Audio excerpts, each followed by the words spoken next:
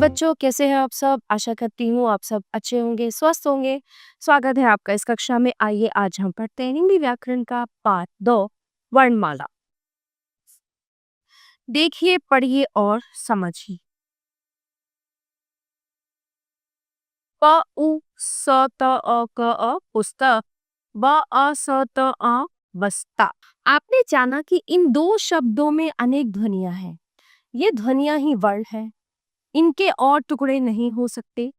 वर्णों के नीचे जो छोटी सी तिरछी रेखा है, ये देखिए, ये ठीक है, उसे हलन कहते हैं।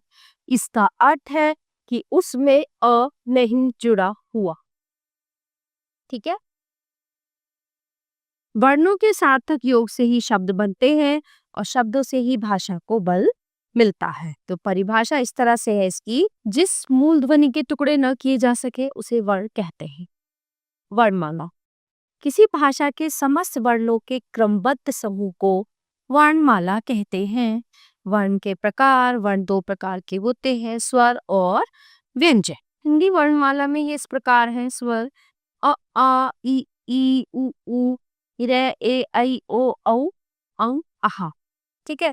व्यंजन प ख ग घ ण च छ ज झ ञ ट ठ ड ढ ण त थ द ध न प फ ब भ म य र ल व श श स ह। ठीक है। इसके बाद हम बात करते हैं संयुक्त व्यंजन के बारे में।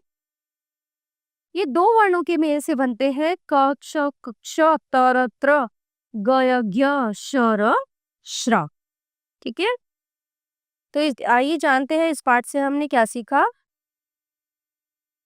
कि मुख से निकली अलग अलग ध्वनियां वर्ण कहलाती हैं।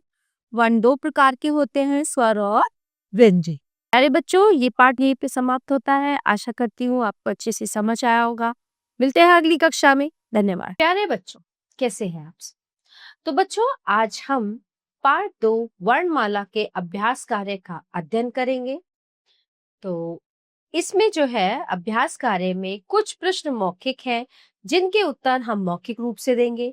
कुछ प्रश्न लिखित हैं जिनको हम लिखित रूप से आपको समझाएंगे। तो चलिए शुरू करते हैं।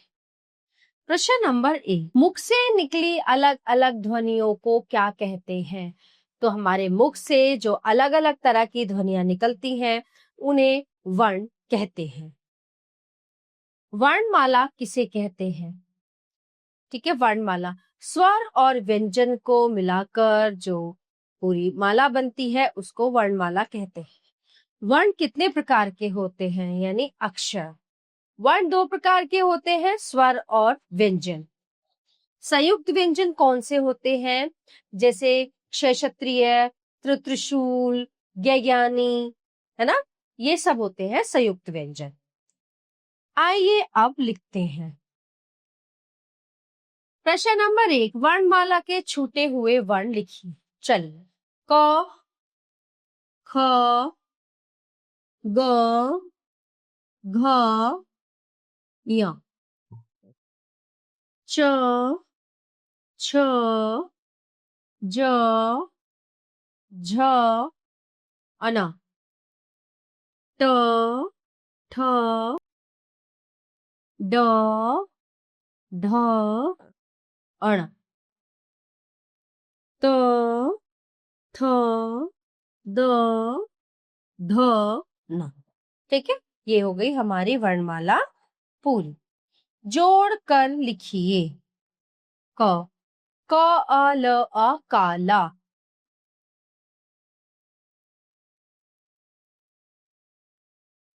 म अ क अ न अ मकान।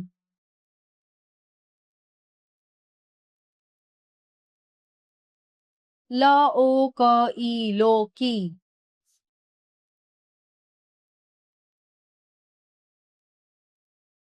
ल अ ड उ लड्डू।